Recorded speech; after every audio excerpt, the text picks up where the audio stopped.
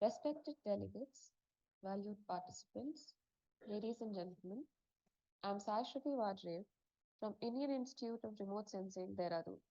And today, I am honored to present my work titled Comparative Analysis of Target Decomposition Techniques in L and S bands using Airborne NISAR data. Before delving into the intricacies of this research, I wish to express my sincere gratitude to the organizers of InGARSS and to IEEE for granting me the privilege to address this distinguished assembly. In the ever-evolving field of synthetic aperture radar, target decomposition plays a pivotal role in identifying and distinguishing specific targets within a scene, be it buildings, vehicles, or vegetation. The significance lies in enabling better target recognition and classification. However, the success of this process lies only on the careful selection of an appropriate decomposition model tailored to the specific objectives of the analysis. In this paper, I compare three fundamental model-based decompositions, each building upon the other for enhanced effectiveness and ease of computation. First being Freeman and Durden three-component decomposition, and the next one, Yamaguchi four-component decomposition, and the last one is Bhattacharya and Ferry four-component decomposition. Here is a map showing my study area. My study area is a small part of Massachusetts, USA. And these are the dataset specifications.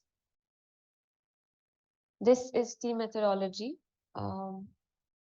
First, the radiometric calibration has been done by using the formula mentioned in the ISAR documentation. And both radiometric calibration and scattering matrix generation have been done using Python. These scattering matrix generation products were generated in bin format. And then from there, this bin files have been imported in PolSAR Pro. And the basic pre-processing has been done in PolSAR Pro. After that, georeferencing and patch analysis have been carried out in Python. This map shows the details of forest patch. This is a small part of the Mount Tom Reservation Forest in Massachusetts, USA. These are the patch analysis results of the Mount Tom Reservation patch. It can be seen that all three decompositions show that the dominant scattering is volume scattering. But among these three, Freeman and Durden and Yamaguchi almost give the same amount of volume scattering. But the amount of volume scattering has been significantly reduced in Bhattacharya and Cherry decomposition because they tried to reduce the overestimation of volume scattering the most. What can also be seen is that when compared to L band, S band has significant increase in surface scattering in all the decompositions, which is due to the wavelength. This map shows the patch details of the urban region, and I've selected the Thorns Marketplace in Northampton, especially because it turned 150 years old this year. Though it started officially in 1979, this building has been running as a marketplace since 1873. And looking at its structure, it is expected that along with double bounce, this region is also supposed to give a lot of surface scattering. These are the patch analysis results of Thorns Marketplace. Among all these, it can be seen that the Bhattacharya and Clary decomposition aligned with our expectations the most. But Yamaguchi four-component decomposition, even after trying to reduce the overestimation of volume scattering, continued to show a significant amount of volume scattering when compared to the other decompositions. And again, in this case, when compared to L band, S band still showed an increase in surface scattering in all three decompositions, even in urban areas, because of the wavelength. The results of the comparative analysis show that though in the urban patch, the dominant scattering mechanisms were supposed to be double band scattering and surface scattering, in Yamaguchi four-component decomposition, the double band scattering decreased a little bit and the volume scattering increased. Though it was around 12%, it was the highest amongst all the other decompositions, which was not expected since the Yamaguchi decomposition tried to reduce the overestimation of volume scattering happened in Riemann and Nernst decomposition. By incorporating maximum relative Hellinger distance, Bhattacharya and Freddy method reduced the overestimation of volume scattering significantly in the urban areas. The results obtained in this study provided confirmation for these underlying theories and concepts. Though the conclusion of this research is no decomposition theorem until now is completely perfect. The selection of these theorems must be done based on the purpose and scope of the research. These were the sources that I referred to for help during my research. In concluding my presentation, I extend my heartfelt gratitude to my guide, Dr. Shashi Kumar, for his valuable guidance throughout this research journey. Additionally, I express my thanks to the Director of IIRS, Dr. R.P. Singh, for the unwavering support and resources provided, without which this research would not have been possible. Thank you.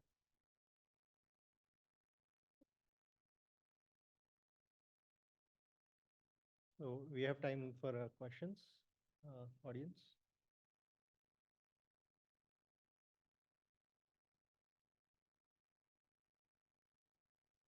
Arman.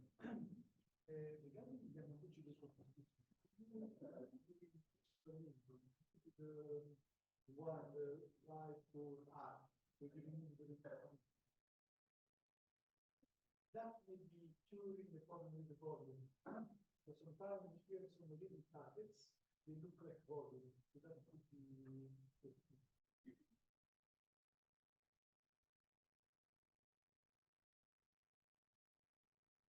I have just one question. So, why do you think S-band, in one of the slides, S-band has a higher, in case of the vegetated area, had a higher, less volume scattering than L-band? Is that because of the leaves are broader? Is the forest like a deciduous forest, where at S-band you expect more interaction with the leaf surface?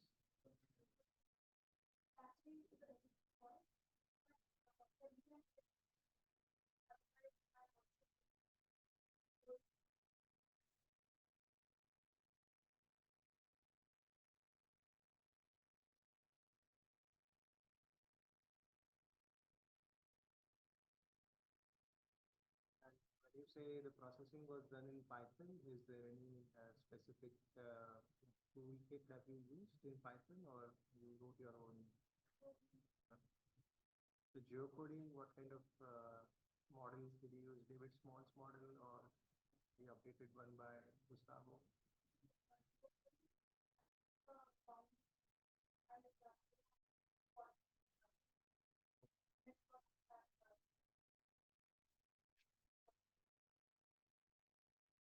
Just as a update to you, ICE3 now supports using NISAR simulated data.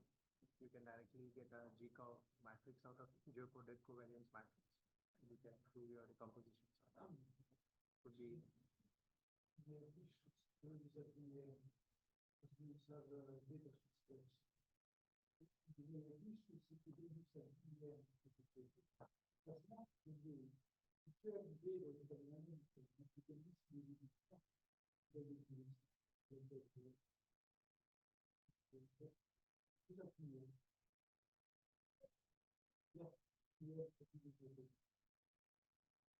Snap still doesn't have the support for HDF5 format.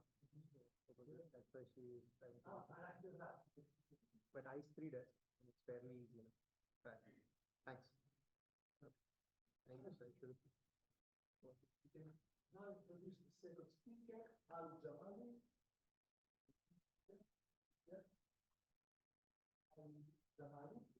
somebody, yes, yeah, you can do a little drive. But you will be doing that effect, no, I mean, how can you know? So the person should be online. Is he online? Can we just verify? I start taking the title. PolSAR Image Classification Based on Generative Adversarial Networks. No? Repeat the name of the speaker. Hi, so is Ali Jamali online? If you are, you can just raise your hand. There are only 4 participants. No?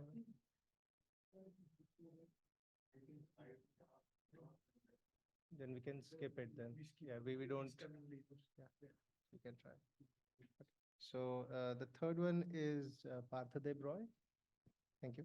So the title of the talk is Estimation of Surface Soil Moisture using Modified O Model and Dual-Polarimetric Sentinel SAR data. So Hi, this is Partha Deb Roy, PhD student in Indian Institute of Technology, Kharagpur. I am honored to present in 2023 IEEE India Geoscience and Remote Sensing Symposium.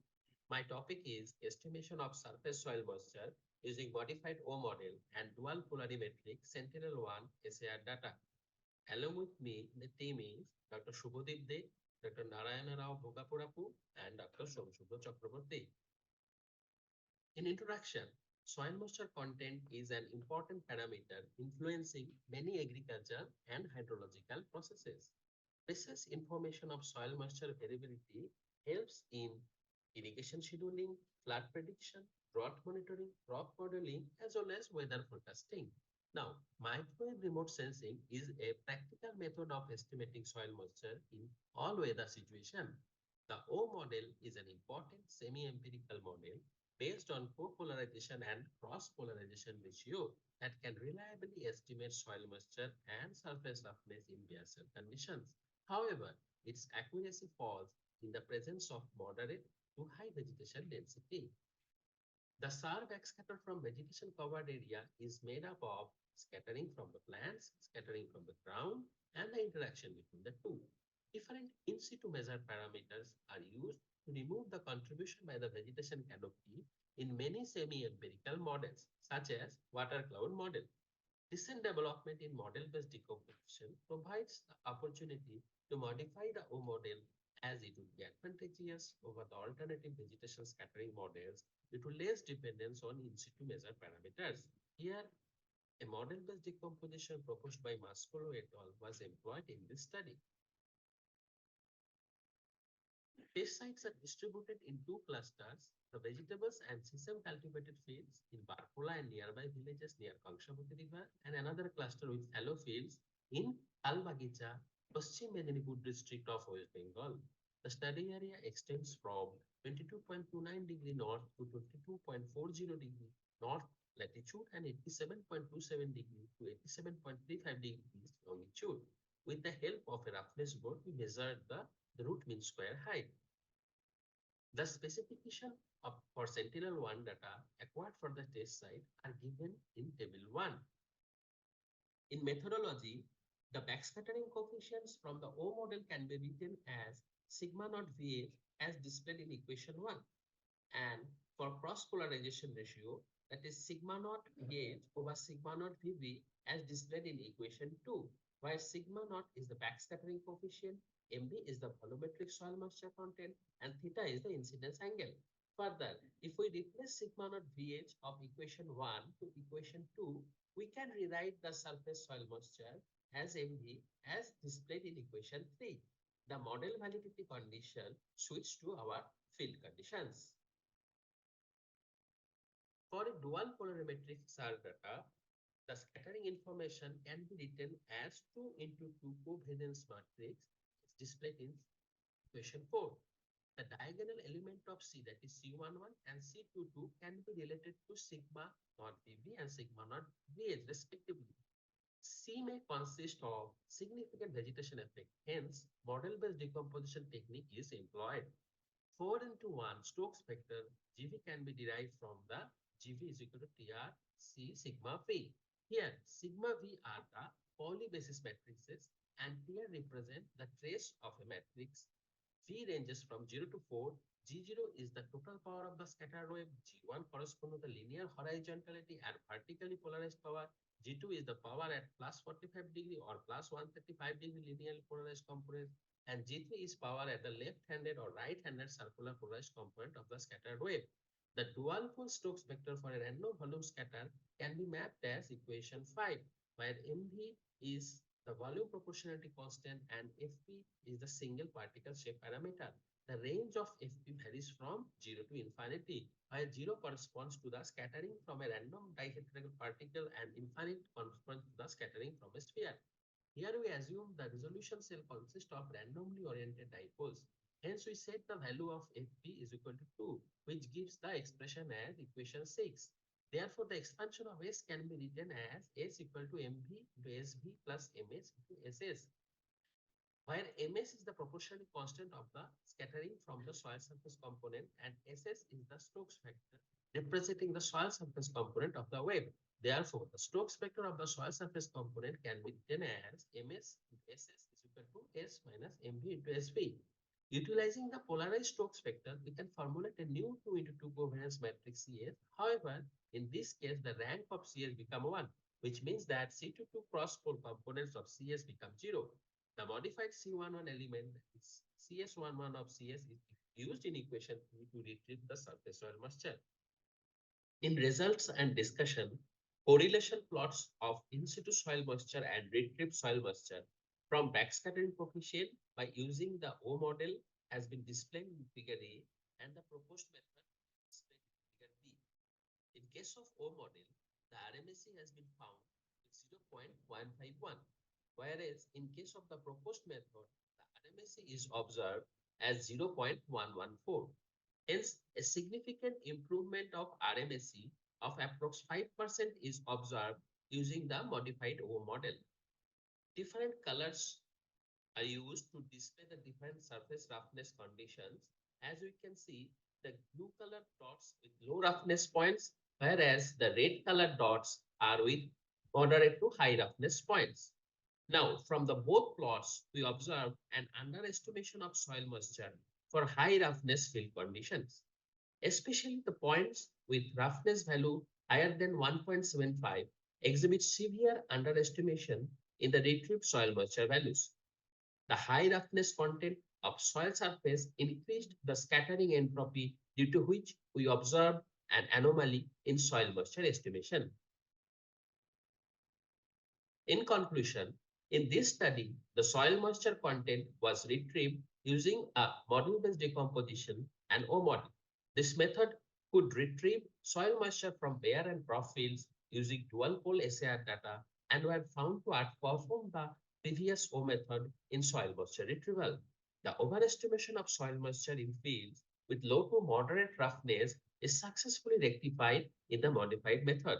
The development of a simple method to retrieve soil moisture from the dual-pole SAR data is critical to leverage the advantage of openly available SAR dataset such as Sentinel-1. This is the references. Thank you.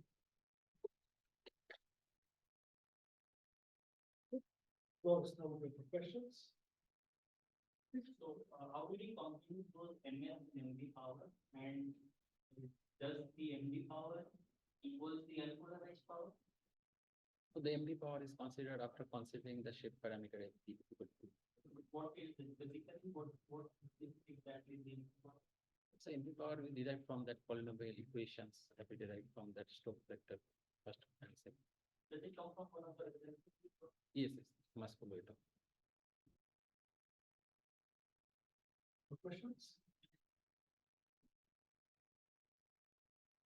One, so you are modeling volume, and you're using a model for volume, the random clouds, and random dipoles, clouds or random dipoles.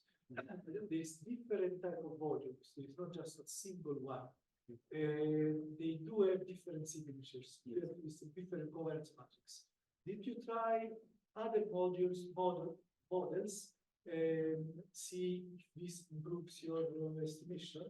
If you are putting your faith in that model, and if that doesn't work, you give your probably retrieved. So this is just initiation of my study. Other models have not been tried. It will be very easy for you to try. It's not hard to switch from one to another. Then maybe you can see which one is the best. And if it's always the best, then you use that one. But what is that square of your retriever? That square. So when you show the plot, the three observed, what is that square? Coefficient of the RMS.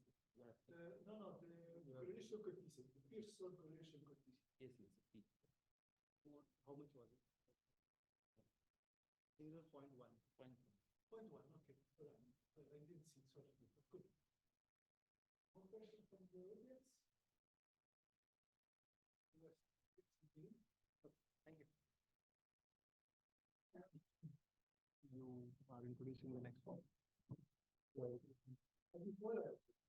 So next speaker is Gyaneshwar Gawai. Perfect. The title of the talk is a novel method for land cover classification using dual-polarimetric spectrum-based statistical measures.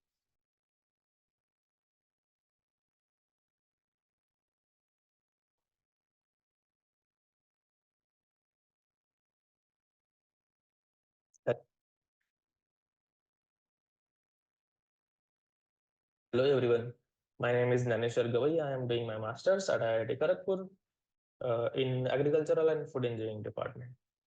This study is all about a novel method for land cover classification using full polarimetric scattering spectrum-based SAR signatures.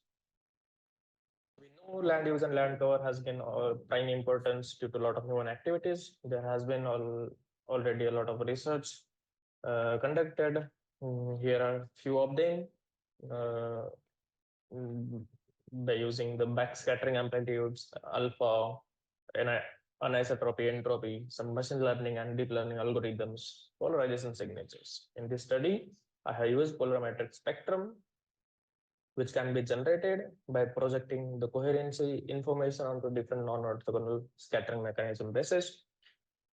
And the polarimetric spectrum, along with the polarization signatures, can give the better understanding of land cover targets. This is the complete roadmap to be followed for the study. We need to generate a coherency matrix, T3, and mural matrix, M. Then we'll use the coherency information to develop a polarimetric spectrum. Then we'll calculate the polarization signatures, and we'll measure the maximum normalized powers with respect to the diagonal elements. And then we will feed them to the random forest classifier for land cover classification. This is the study area I have worked on. It is a test site in San Francisco, USA. On the left side, you can see the L-band LS2 SAR image. And on the right side, you can see the reference data. It is a labeled data obtained from the optical image. This is the methodology which I have worked on. The coherency information can be projected to get the projected information in terms of omega s. The omega n, it is a normalized vector. It can be represented as this. This is a 3x1 complex vector, can be represented in this expression, where A, B, C are all the magnitudes, and phi 1, phi 2, phi 3 are their phases. Then the omega s, the projected information, can be used to get the higher order information in terms of T3s. We'll get it by multiplying the omega s by its transposed conjugate. And then by using this theorem, we can get the 3x3 T3P matrix again from the by converging this ranked 1 T3 information with this formula. Then this T3P information can be used to generate the copolarization signatures, and we'll then measure the maximum scattering power divided by the trace of the matrix, and then we will get the normalized maximum power, which will be used then for the random forest classifier to classify between the land cover targets. And you can see there is the copolarization signatures we generated are very interesting. On the top line, you can see the polarization signatures for man-made structures. I did it for 8 random realizations out of the spectrum. And you can see this is very near, it is very similar to the canonical star copol signatures of the dihedral scatterers. And at the bottom line, you can see the signatures for water body with the same 8 random realizations. You can see it is very similar to the canonical signature of the dihedral scatterers. But in vegetation, you will get random signatures because of the volume scattering, but it gives better understanding of between these land targets. By using this, we have also generated the results in terms of accuracy scores and kappa scores using the only normalized diagonal elements. You can see the results: overall accuracy of 77.78% and kappa score of 0.67%. It looks not that good, but when we come to our proposed methodology, we got a good results. There is nearly 9% increase in the overall accuracy and 0.12% increase in the kappa score. Here we got the better results with our accuracy scores with our proposed methodology, and we were very happy with this. We can also compare these results in terms of TSNA plots generated for the normalized diagonal elements on the left side and the proposed methodology on the right side. You can see there is a better separation in between the man-made structure, vegetation, and water body. This is the classified map taken for the 100 by 100 pixel patch, and it looks pretty good. At the end, I need to conclude the all things that copolarization signatures, it helps to understand different scattering targets. At the same time, the polarimetric spectrum I used explores the information of multiple scatterers present in the resolution scene, and thereby it reduces the ambiguous nature of the pixel. And therefore, this proposed methodology outperforms over the normalized diagonal elements. Thank you so much. Thank you for your patience, for your attention and your interest in my topic. If you have some questions, feel free to ask. I would like to request Professor Subhadip Dey present here to answer the questions. Thank you so much. Questions? How do you business or giving the signature, the copal signature? Actually, we generated the copal signatures. Then for each copal signature, you can get the maximum one. Okay. Then we take the global maximum from all of the signatures, and we normalize with respect to the trace. Okay. So this is just a number, a float variable, you can say.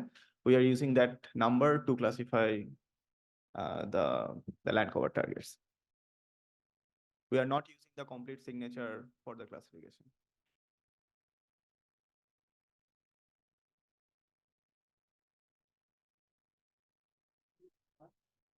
Maybe I didn't understand well what you said.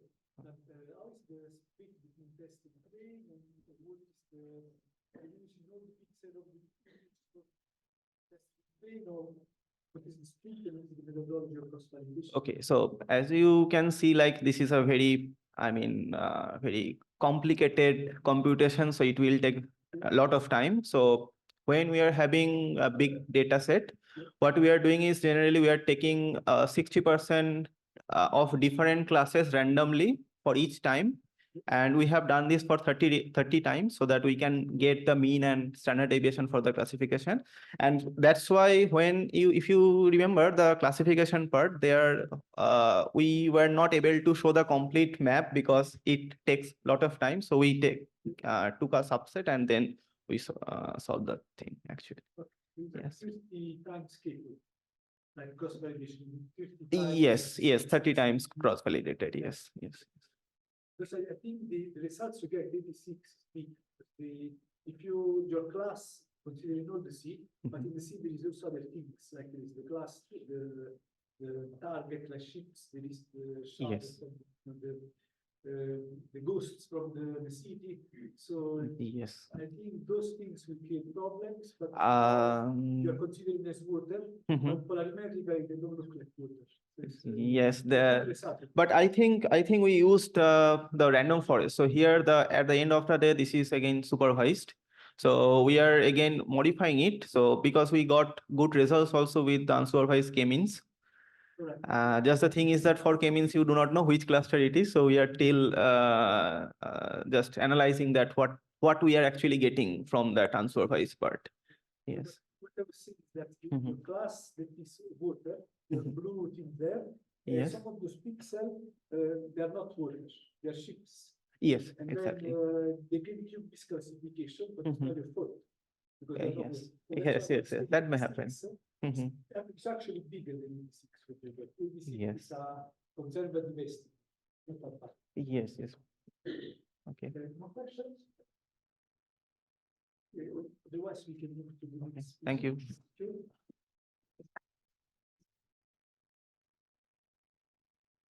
So next we have Abhinav. Yeah. So Abhinav Verma. So the title is Deep Forest Based Paddy Phenology Mapping Using Dual PolSAR Data. Hello everyone.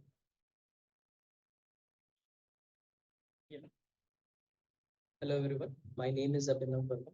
I am a PhD scholar at Microwave Remote Sensing Lab, CSRE, Indian Institute of Technology, Bombay, India. The title for my presentation is Deep Forest Based Paddy Phenology Mapping using Dual Pol SAR Data.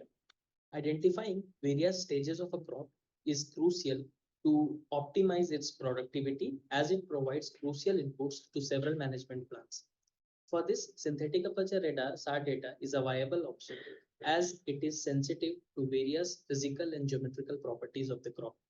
Now in this study, we do the phenology mapping of the paddy crop as it is one of the crop that is majorly grown in the Indian subcontinent region and of course has a global importance.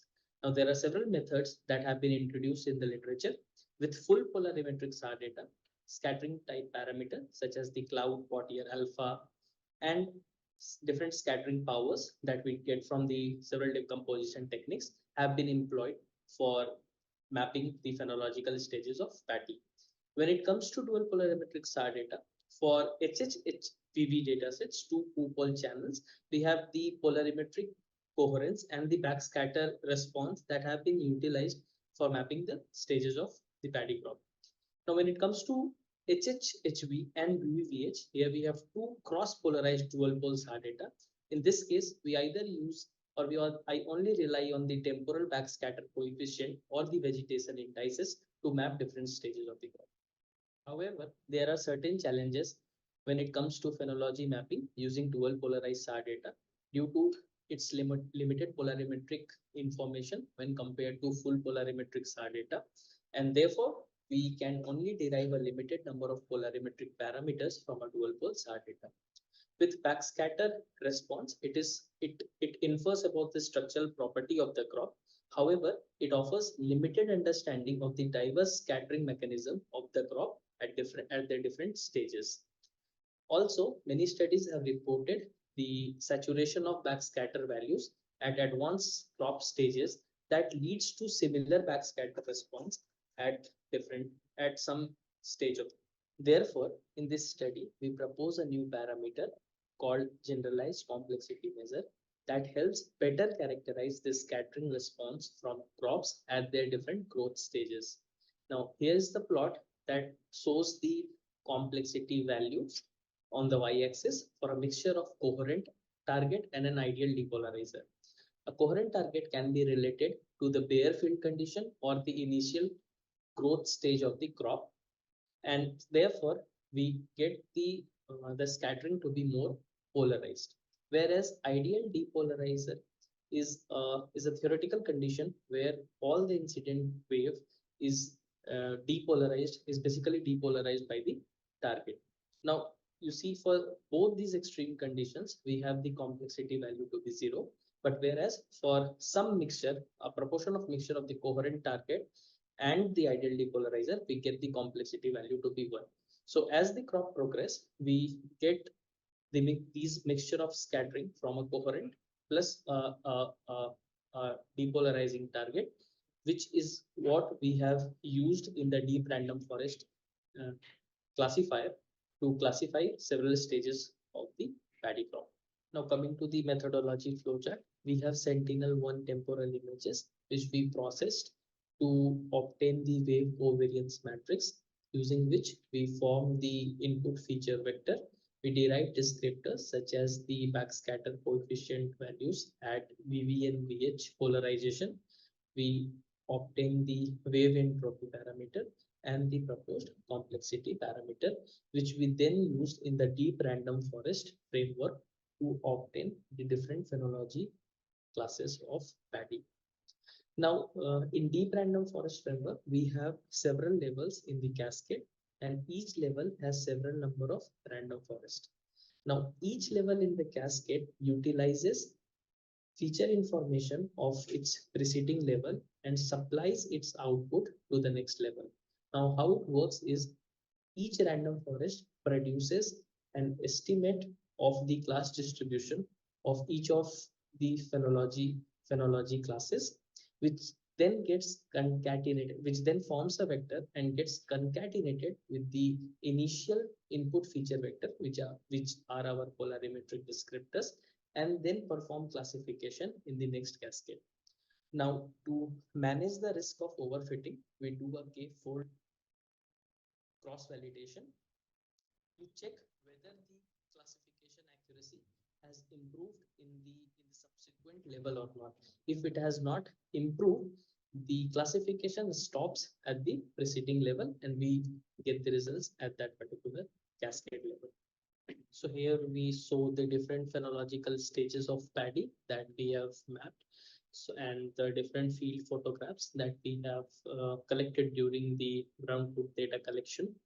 As we can see, we mapped the tillering stage, which we found during the late August, stem elongation stage, fruiting stage, flowering and fruit development stage, and finally the ripening stage towards the end of November. So coming on to the results, here are the phenology maps that we obtained using the classification technique and our proposed complexity parameter. So during 22nd of August 2018, most of the fields were in the leaf development or early tillering stage. During 15th September 2018, we found most of the paddy fields to be in the stem elongation stage, whereas few were found to be in the fruiting stage. Probably they were the pre-sown paddy fields which were shown before the usual date of sowing. On 9th of October, these crop fields, they progressed to the fruiting stage, and some of the fields were again found to be in the next crop stage, which was the flowering to the fruit development stage. On 2nd of November, we found most of the fields to be in the flowering, dominantly in the flowering or the fruit development stage, whereas there were some which were still in the fruiting stage. I would also like to mention that these two crop stages were the most challenging to distinguish and had the lowest classification accuracy when it comes to the accuracy assessment stage wise. So these were really challenging to discriminate. Now on 26th of November, most of these fields were in the ripening stage, and we can see that it has been correctly classified in the ripening stage. This is the error matrix. As I mentioned, stage 1 was mostly correctly classified. It has the highest classification accuracy, whereas stage 3 and 4 were challenging to distinguish, and they had relatively lower classification accuracies. Overall, the complexity values vary significantly at different stages of the paddy crop, and thus was helpful in correctly classifying the phenological stages of the paddy. We found that the deep random forest framework produced better classification result as compared to the conventional random forest approach. The classification results improved significantly between the first and second level of the deep random forest cascade. And as I also mentioned, it was difficult to distinguish between the booting and the flowering stage. However, with the inclusion of the complexity parameter, we were able to improve the classification result. Thank you.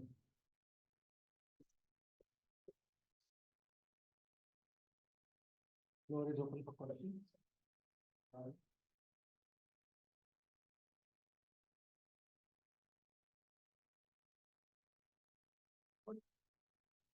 So generally, you see in environment, so technology classification of rice tend to face a lot of problems. So what advantage do you feel as well, because it's a cluster of many ensemble random forest models, right? So what advantage do you feel using this model over another single random forest? There are two things. First part is the proposed complexity parameter that made the job really easy. Because if you use the same framework, let's say you use the deep random forest, but with only the backscatter information at VV and VH, still you don't get a lot of good results. So complexity is something that is really helping. Now the second question is how deep random forest is helping. So when I compare model to a model, like from deep random forest to random forest, the conventional one, in random forest you get class distribution for each of the phenological classes. But here, since you have at each level of cascade, you have 3 to 4 or how many the user wants can keep. So you have those many number of class distribution for each phenology classes, which then gets concatenated with the initial information, which was our polarimetric descriptors. So to my understanding, that is what is helping. So you have like different random forest, which gives you different set of class distribution for each of those phenologies.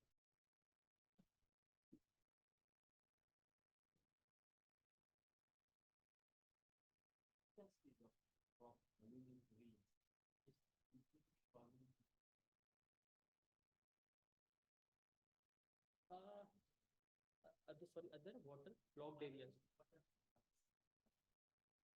That's if I have only one acquired image during that time, it may be possibly difficult because if I get your question correctly, during transplantation you have a very flooded condition, so maybe it might get misclassified or confused with any other water body. But that's how the temporal thing come into play, because the actual water body or the permanent water body remains to the water body in the subsequent acquisitions, whereas for these paddy field you'll have scattering to change, and how you said the volume and the diffused and all these things will come into play. So I think with single data it could be challenging. Yes, this question from the time information. Do you put this inside the random forest, or the random forest is frozen in time, one acquisition per time? I didn't get Do it. you concatenate the time as well, or you just use a single time? No, single. Single. Yeah. You don't use the time information. No. I think it's interesting to see what's happening. Yeah. Because like for every sub acquisitions, I get these values and then form like one input. Yeah. So it's like fixed in that sense. Another thing is a big question maybe. Do internal layers have to be the same number of classes than the outer ones? So can you have like 20 here, then No. two there, have to be the same? Yeah, because it's a supervised base, so I don't think. The training. Yeah. It doesn't adaptively do it, like it doesn't do it like by itself. So if I give it to be 5, how it works with supervised classes, it will be the 5 classes will be. Yeah. You won't be able to do this intermediate training. Thank you.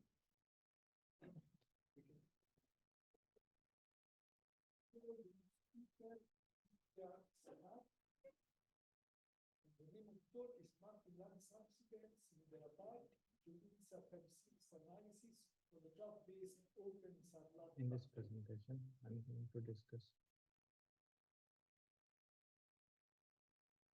In this presentation, I'm going to discuss our work on mapping land subsidence in Hyderabad using cloud-based OpenSAR Lab platform. Differential INSAR and time series INSAR are widely used to map land subsidence. Time series techniques such as persistent scatter interferometry or small baseline subset methods are mainly used for evaluation of spatio-temporal deformation methods. Persistent scatter interferometry or small baseline techniques mainly differ in their method of selecting scatterers, such as some methods use amplitude for scatterer selection, some methods use coherence, phase stability, and amplitude for scatterer selection. And coming to phase unwrapping, they may use either two-dimensional phase unwrapping or three-dimensional phase unwrapping, and they use different deformation models such as linear deformation model or non-linear deformation models. And coming to processing of large stacks of SAR data for temporal analysis, processing such large stacks on local computers is particularly computationally inefficient, and it increases the expenditure and cost for processing these data sets. And the solution to solve this problem is to use analysis-ready data or cloud-based processing technologies. The notable analysis-ready data are the NASA area systems, which provide data sets with a spatial resolution of 90 meters, and the Comet LIX data sets, which are available at a spatial resolution of 100 meters. But both ARIA and LIXAR data sets are only available over specific zones such as active tectonic zones and volcanoes. For example, in the bottom figure, which is a snippet taken from the LIX portal, you can see that the data which is available in green color is only available at particular locations such as active tectonic zones or volcanic areas. So, and the other solution is to use on-demand processing or the cloud-based processing. Such systems are the parallel SBAS INSAR system for Sentinel-1 big data processing and the Geoscience platform, and the ASF Vertex Hype-3 service and its integration with the OpenSAR Lab Jupyter notebooks. The Jupyter OpenSAR Lab notebooks provides datasets with a spatial resolution of 40 meter and 80 meters, which can be changed based on the multi-look we have chosen at the time of processing. In the study, we have used Sentinel-1 data across the Hyderabad city, as shown in this figure. Descending past Sentinel-1 data from January 2022 to July 2023 were used. A set of 108 C-band SAR images were used to create 308 interferograms using the ASF Vertex on-demand service. The generation of these interferograms was constrained by a 36-day temporal baseline and a 300-meter perpendicular baseline. The ASF Hype-3 service, which is the backbone of the on-demand crowd processing, uses Gamma software for interferogram generation and MintPy for SBAS analysis. Within the MintPy, several error analysis indices such as the velocity standard deviation, spatial coherence average, and the temporal coherence provide means to assess the vertical velocity accuracy. The image on the right shows the Hyderabad city and its surroundings. The SBAS network at the bottom displays the linkages between pair of images color-coded according to the average spatial coherence. The results indicate stable deformation pattern across Hyderabad city. The mean velocity ranges from 1.9 to -6.6 mm per year, and the subsidence is mostly observed towards north of the city, as shown in these rectangles, which will be discussed in the next slide. And the subsidence is mostly observed along some reservoirs and canals, which are of recent construction origin. The maximum subsidence ranges from -14 centimeters to -21 centimeters over a span of 3.5 years. As you can see, the subsidence areas are highlighted here. Three subsidence zones which were shown in the earlier figure are enlarged here for better visualization. The subsidence is mainly along the embankments of these reservoirs and along the embankments of these canals. Linear subsidence pattern is observed at these three locations. And these three locations are of recent construction origin. For example, if you can see the Google Earth image, a historical imagery of the Gandhi Poson saga, which was shown in sub-figure A, from 2017 to 2023, September 2017, there was no reservoir, and the reservoir construction began after 2017, and the reservoir completed, and now the present picture of the reservoir is like this. The embankments of these reservoirs are as shown in this figure, and the subsidence pattern is mostly observed along these embankments of these reservoirs. Similarly, these canals are also of recent origin, which were constructed after the construction of the reservoir.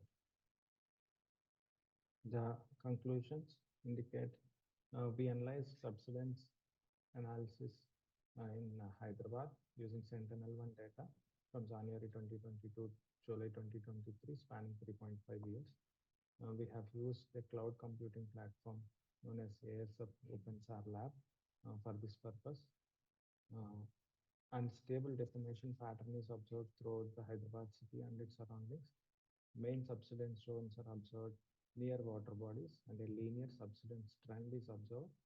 And there is a potential correlation with the recent construction origin of these water bodies and the subsidence observed along their embankments. Thank you very much.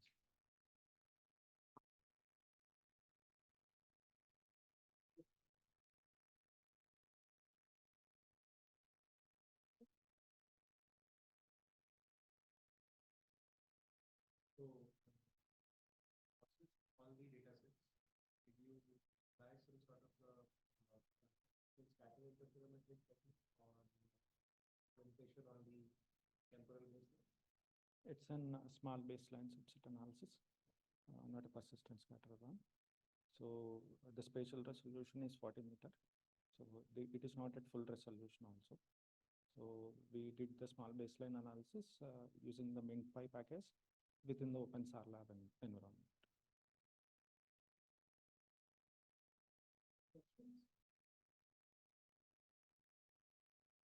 Yes. Did you validate these results? Not yet. We have a GPS station in Hyderabad. We compared the final velocities with the GPS station, but not the time series. So at that GPS station location in Hyderabad, so the GPS velocity is around 0.02 mm per year, whereas with INSAR we are achieving around 0.015. So there is a difference of 0.05 mm per year with comparing with the GPS and INSAR. But the time series is not yet validated. We validated the final velocities. Yes. Also, I don't know how the system works, but is it going down or is it going away? So if the motion is not vertical, then you make a mistake on the direction. It's so vertical. Yeah. You check that. It is actually along the embankments of this reservoir, which are like they're inclined. So it is mostly slope instability. Okay. So the embankment slowly slip downwards. All right. Yeah. So that is the main reason. Because they are all stone built, non-reinforced. So if they are reinforced, they may not be subsiding, but because they are stone built, they are subsiding. Okay. Yeah. This is the now that going vertically or going direct? Did you project or? No, we did not project. It is the results are in line of sight direction. More questions? Thank you. Thank you. Thank you. Thank you.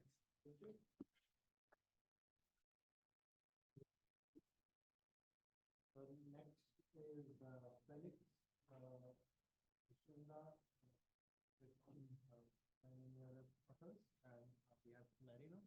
Armando. The title is using PolSAR to assess temporal trends of water hyacinth infestation in Lake Victoria. Welcome to this presentation. I am Felix Castiti, a PhD student from the University of Stirling. In this presentation, I'm going to talk about the use of polarimetric synthetic aperture radar to assess the temporal trends of water hyacinth infestation in Lake Victoria. Although I'll be making this presentation, I would like to acknowledge all the authors who have contributed to this work as listed below. Water hyacinth is defined as a weed since it grows uncontrollably. If it is invasive, as in the case of Lake Victoria, it causes a lot of havoc. This is because a single plant can produce up to 140 million daughter plants by doubling up in size and number every few weeks. If it's present in a water body, water hyacinth will choke that water body. Water hyacinth is problematic in Kenya and India, among other places. Lake Victoria is a transboundary lake shared between Kenya, Uganda, and Tanzania. In this case study, we are only focusing on a section of the lake, which is the Winam Gulf, that is within the boundaries of Republic of Kenya. In this study, we analyzed the Sentinel-1 SLC data with a total of 438 images being analyzed, and we analyzed different orbits separately, which we refer in this study as frames. This is because Winam Gulf spreads up to hundreds of kilometers.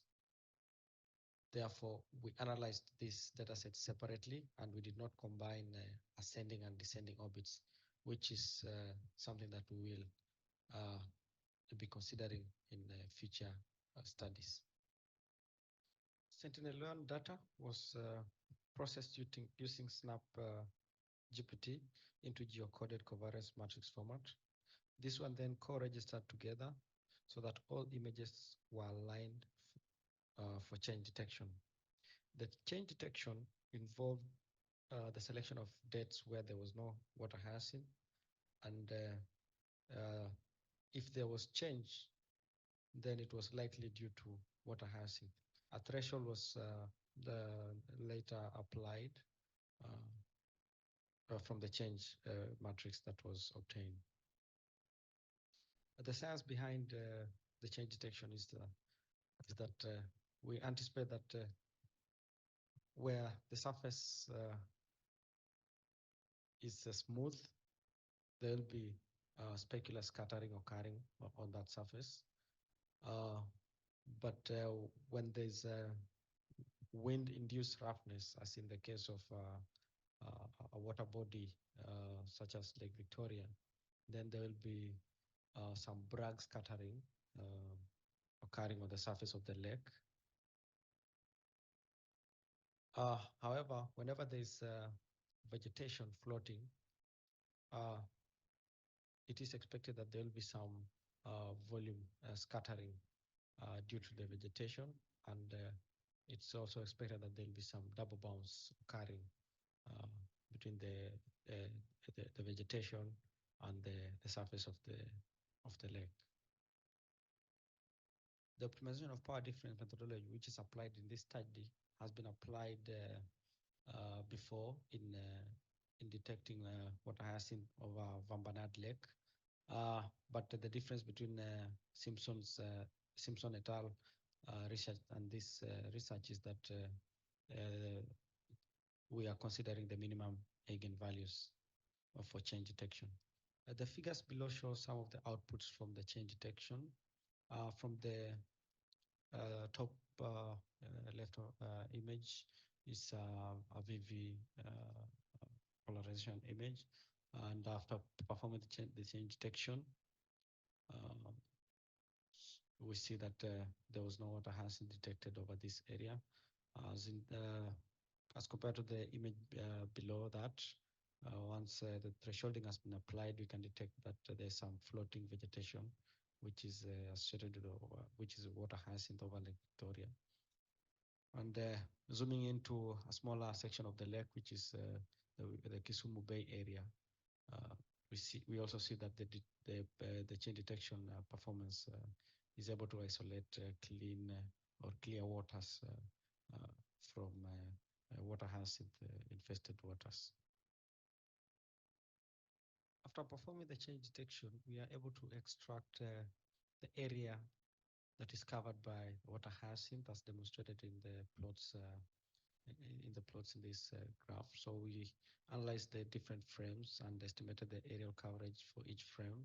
We note that in 2018, between June and December, recorded the highest water hyacinth coverage for the period of analysis between 2017 and 2022. And this is common or demonstrated or evident from all the frames that were analyzed. When considering as small as a section of the lake, which is the Kisumu Bay area, we are able to extract the trends and correlate that with the areas of water hyacinth coverage, as demonstrated in the plots in this slide.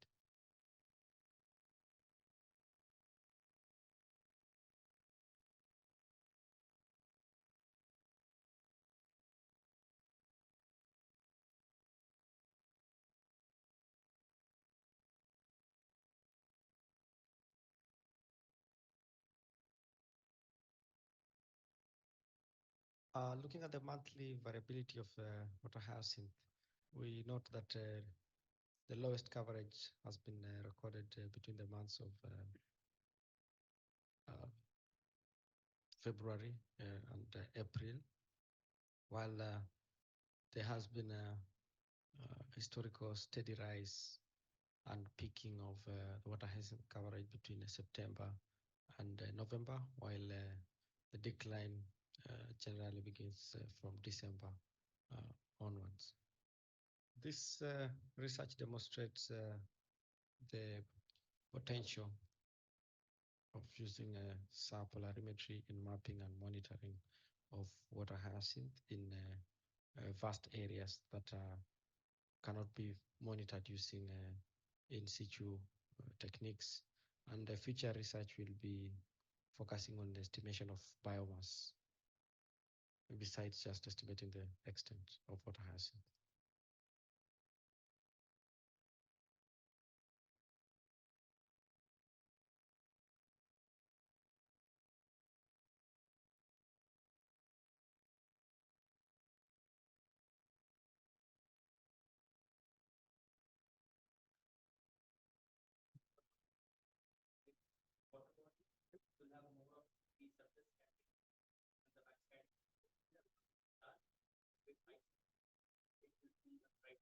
Yes.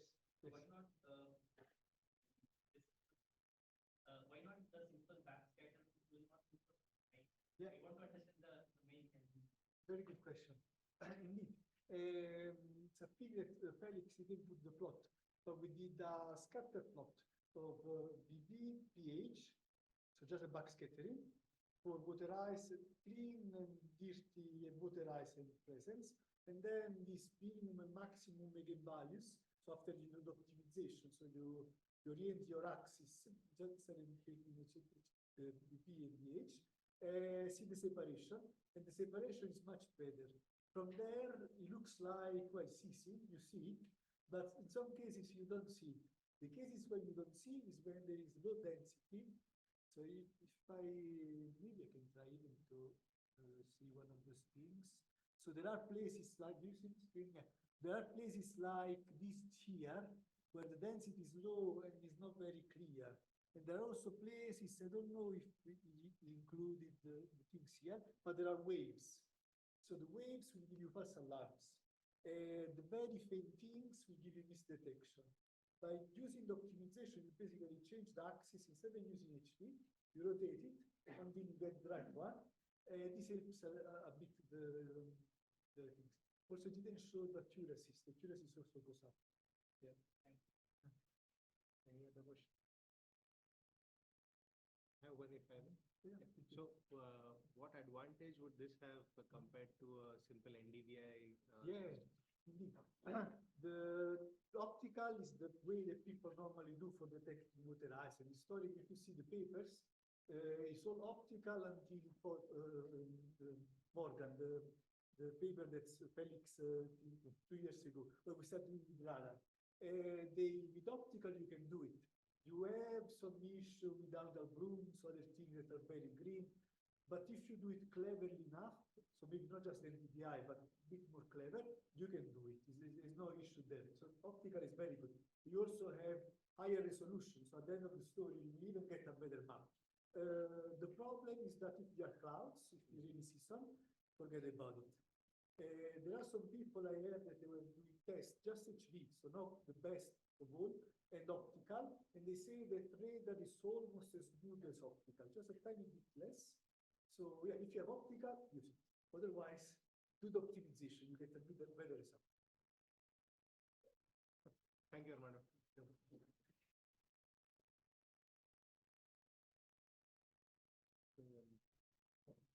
So we might use the last speaker, Kumar and Avik.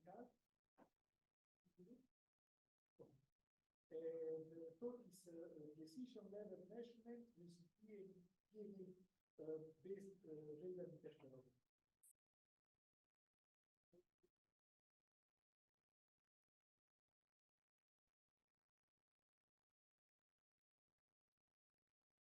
Good evening, everyone.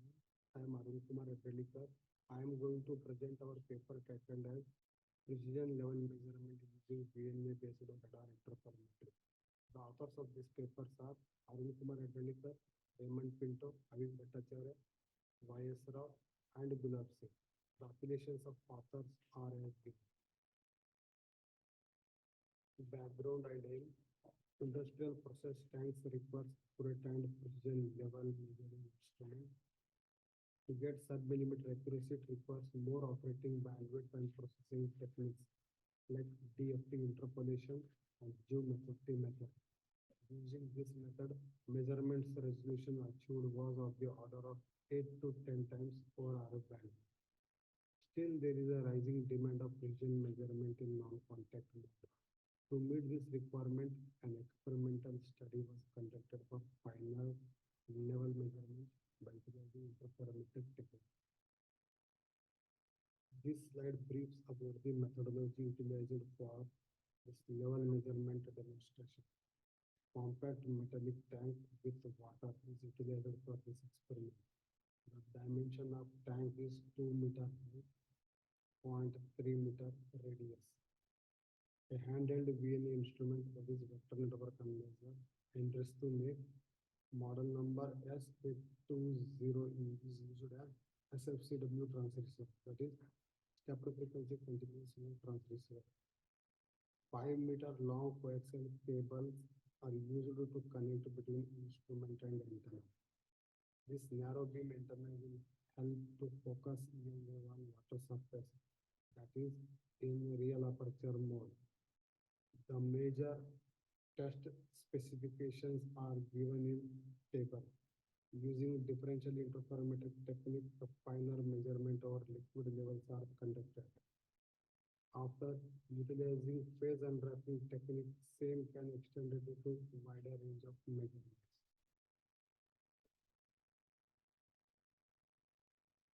In image, it shows the displaying range spectra, where distance from antenna to water surface can be seen. As water has dielectric constant of 80, that is the real part, and imaginary part as 10, a good backscattering in PU band was observed. For post-processing, S2P file was captured at each measurement as shown in the right side figure, where real and imaginary part of S21 data is processed. For pi set of data, the phase stability observed was quite stable, which is of the order of 0.02 degree. In the image, a syringe is shown, which is used for adding small amount of water, that is 5 ml into the tank. This addition of water into the tank displays water level slightly. The backscattered signal before and after addition of water is recorded. The estimated change in water level due to addition of 5 ml water is 0.01769 ml. This change in level alters the phase value. The plot in the right side shows the changes in water level by addition of water using syringe. The expected level change is compared to the measured one, and they have shown very close measurement accuracy of the order of single micrometer digit with an error of standard deviation 0.0007 mm. We know that measured change in phase is directly proportional to change in range value. Radar can measure phase angle value up to lambda by 4 because radar does not count cycles nor determine the cycle number that is written into it. Hence, phase unwrapping is essential to estimate the change detection exceeding lambda by 4, which is 4.4 mm in this scenario. This experiment can measure up to 4.4 mm displacement unambiguously. That is 248 steps if I'm using 5 mm. Using phase unwrapping method, the measurement is extended to more than 4.4. After phase unwrapping, the absolute phase value is estimated, which is proportional to change in range or water level in the tank.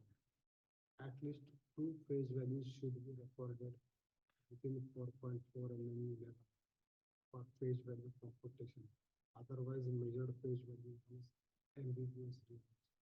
This interferometric technique is appropriate for slow-moving levels or targets. Based on positive or negative values,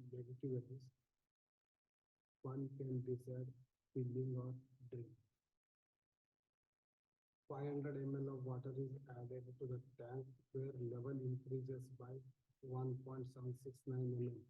Using phase unwrapping method, a wide range of measurements are achieved.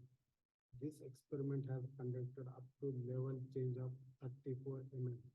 The maximum limit for one-time measurement is in step of 4.4 mm. That is 1.24 liter level. Plot shows that as water is added, proportional change in level was observed. For this set of experiment, the measurement accuracies of the order of sub-millimeters were observed, and the standard deviation of error is 0.0376 mm. It is observed that standard deviation of error is more in 500 ml step as compared to 5 mm. Conclusion: level measurement demonstration using VNA instrument has shown quite stable and accurate values. Interferometric techniques with phase unwrapping can help to measure wider range measurements with greater accuracy. This technique will help to measure levels in industrial process tanks very precise, preferably which are slowly changing. The list of reference papers is given here. Thank you. Questions?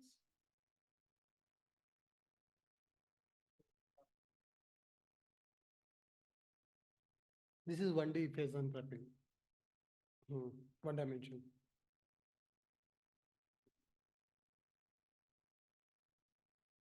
So this is, pardon? Actually, that VNS spectra when we see, so we have the magnitude and phase. So we compute the phase values. When next measurements we do, so that time we'll have the different phase values. So with that, we will unwrap the this phase.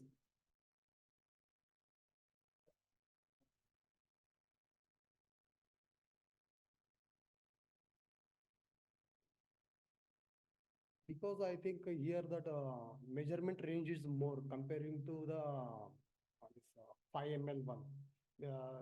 I'm adding less content of water into the tank, so there will be a very less disturbance comparing to the 500 ml. That may be the case in it. Yes, it is assumed that when water gets stable, that time recording will be done.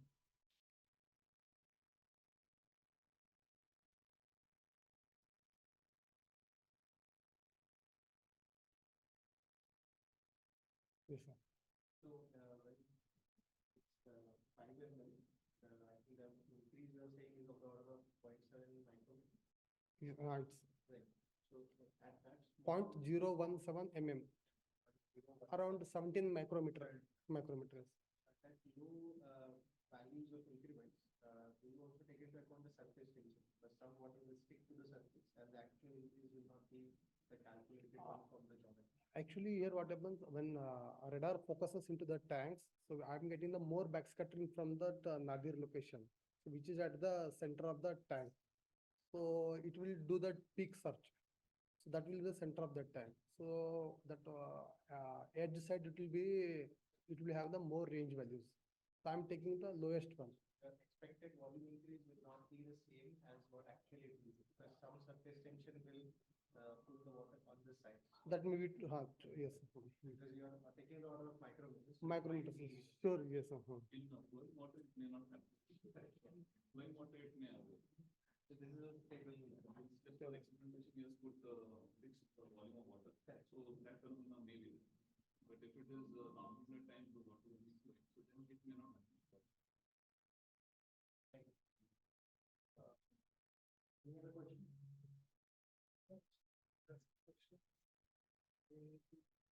So which department Bandwidth it's a 2 gigahertz, sir. 16 to 18 gigahertz.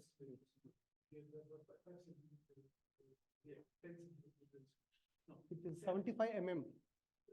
Range resolution 75 mm for 2 gigahertz bandwidth. I was doing some similar comparison of the vibration of ranges and analytic selective. Yes, yes, sir. But one thing is that you're probably in phase of drafting also because you are going quite high frequency. So your wavelength is very short. Correct, sir. Why don't you move back to say C band where you have no, and then why don't you acquire actually all of it? Yes, sir. And then you're back and you see you face a drafting with many bands, not just because otherwise you have different wavelengths, and then you know when something is drafting or not, because some will always not be drafting, not only be drafting. No, sir. Because I'm using KU band, so that lambda by 4 is very shorter. Yeah. So we will be having those difficulties here. Yeah. Instead of that, I'm using, if I go for C band, I'll have those advantages. Yeah. And you can have a broadband and the not wideband, and you will all of it. And then True, sir. Yes, sir. Other than tank measurements, the observation points are normally narrow.